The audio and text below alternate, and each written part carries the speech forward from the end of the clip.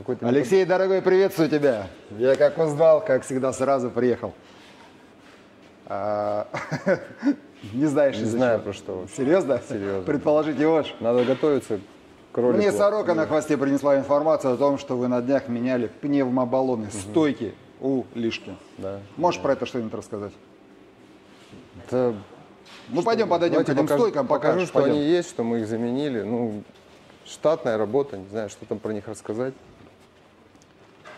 Как штатная? Как и на всех машинах, наверное, не знаю. Так, это вот те самые Бэушные стойки. Ну давай, присядь, вот присядь давай вот. Давай на картах сядем, как мы любим, по-простому, по-крестьянски, вот давай. Присаживайся. По-пацански, да. Леш, что случилось-то с автомобилем? Ну, известная проблема брякания передней подвески. Так. Это типа первый шаг у нас к поиску этого стука был. Ну, хозяин сам сказал, что давайте поменяем стойки. Ну, мы как бы и рады были. Можешь показать, что с этой стойкой? Может, она протекла как-то? Ну, давай поверьте, людям покажем. Она в идеальном состоянии. Какой был пробег у автомобиля? По-моему, порядка 15 тысяч. То есть, брякало не изначально. потекло ничего? Нет. Угу. Вот. Просто у них есть две таких машины одинаковых, они покупали в раз. На одной машине есть стук, на второй машине его нету просто. Вот у меня тоже нету стука. Вот, не верю, ну ладно, поверю точнее. Ну, я тебе серьезно говорю, у меня нет. Странно, на многих катались, почти везде есть стук. То есть владелец автомобиля изъявил желание поменять стойки в надежде... Изъявил желание, да, избавиться от стука. Спросил, а что если стойки поменять? Ну, как бы, ну, давайте попробуем поменяем стойки. На самом деле, потому что не знаем же, что это звучит. Никто же еще пока не знает. Были там варианты, что подвеска где-то что-то не протянута. Но мы все пробовали уже и протягивали. Ну, в общем, стойки заменили. Итог. Итог? Никакой пока. Я не понял, в смысле никакой. Стучит. По-прежнему стучит? Да. То есть получается в Лисяне вот этот стук, на который жалуются многие владельцы автомобиля, не из-за стоек? Не факт. Опять не факт. Ну, то есть могли же опять такие же стойки, да, мы купить, заказать. То есть два раза допустим, ну а почему бы нет? То есть если стойки дефектные, то это же какой-то, наверное, брак, ну не брак, но, допустим, выпускают стойки. Особенность этих стоек, да. И могли мы купить такие же точно стойки. То есть опять ничего не ясно, на самом деле. Что делать?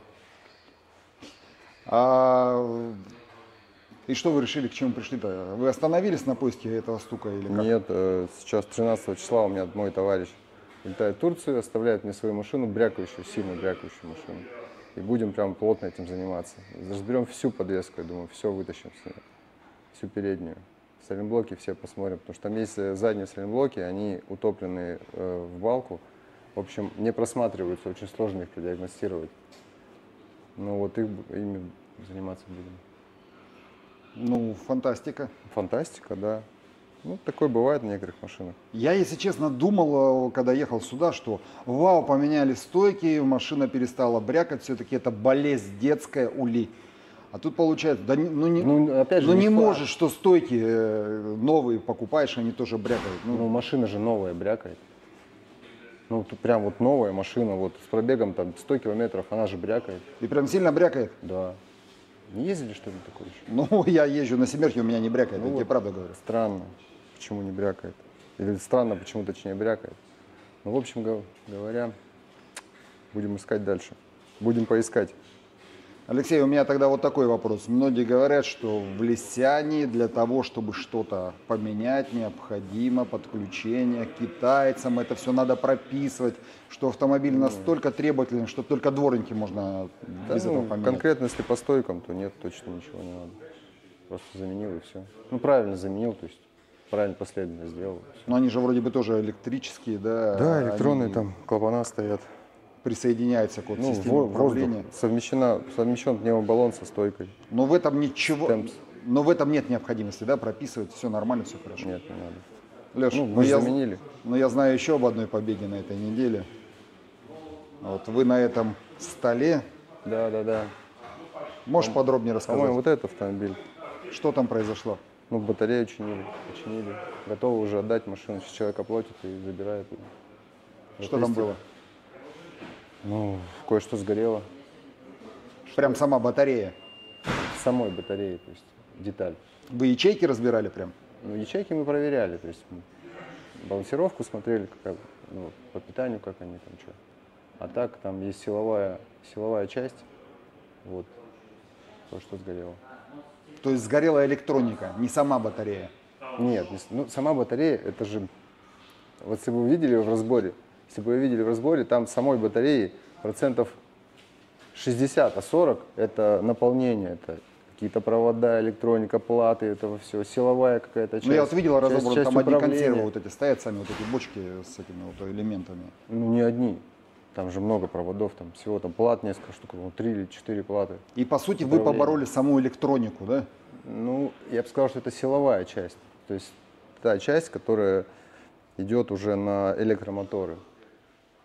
То есть И теперь там автомобиль отрубил. будет ездить. Это не предохранитель точно. То есть там еще есть силовые большие предохранители, мы на них сначала подумали, что питание не шло с батареи. Нет, это не предохранитель. Это были механические работы или это все-таки больше были компьютерные какие-то дела? Механические были. Механические. Ну, это по электричеству, но не механические. Компьютерщики работали, программисты вашего центра? Мы, да, подключались, конкретно к батарее подключились. Ну, в принципе, мы могли померить цешкой напряжение и так мерили, то есть проверяли за компьютером. Как. А там что-то нужно было прошивать или нет? Нет, ничего не нужно было. Это, как бы говорю, силовая часть, то есть больше. А вот это что такое лежит? Это инвертор передний. А он для чего? Ну, тоже заказали, будем менять вот на этом автомобиле. Вышел из строя. То есть это вот такие серьезные ремонты, вы их делаете тоже? Да. По сути, с любыми проблемами можно ехать, решите все. Пока еще решаем все проблемы. Ну, я понимаю, что не можем, наверное, все решить сегодня, но пока решаем. То, что вот у нас, вот, ну, 2 машины было, точнее, вот 2 машины есть, ну, я думаю, с ними точно разберемся. Алексей, у меня через 3 недели будет ровно год, как я использую свой автомобиль. И там время подошло ТО. Сможешь уделить время и разобрать пол машины, чтобы посмотреть и показать людям, в каком она техническом состоянии? Ну, пол машины, это в смысле пол? Ну, Защиту да. убрать, да, все это? Нет, пол машины, это я тебе так маленечко сказал, для того, чтобы антураж поднять этого ролика, да.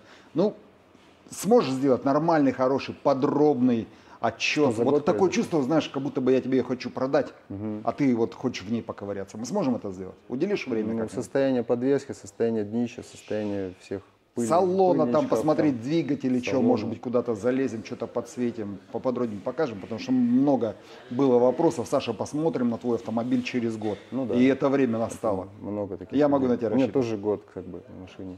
Уже? Можем сравнить. Но в сентябре будет. Так а давай замутим тогда. Ну, только хоть с вашей, хоть с моей. У меня 35 пробега. А у меня 42-43 будет. Это сейчас я просто улетаю сейчас и вернусь, да? Ну да. Алексей, огромное спасибо, как всегда, за то, что уделил время. Давай, Спасибо. удачи тебе. Пока, брат.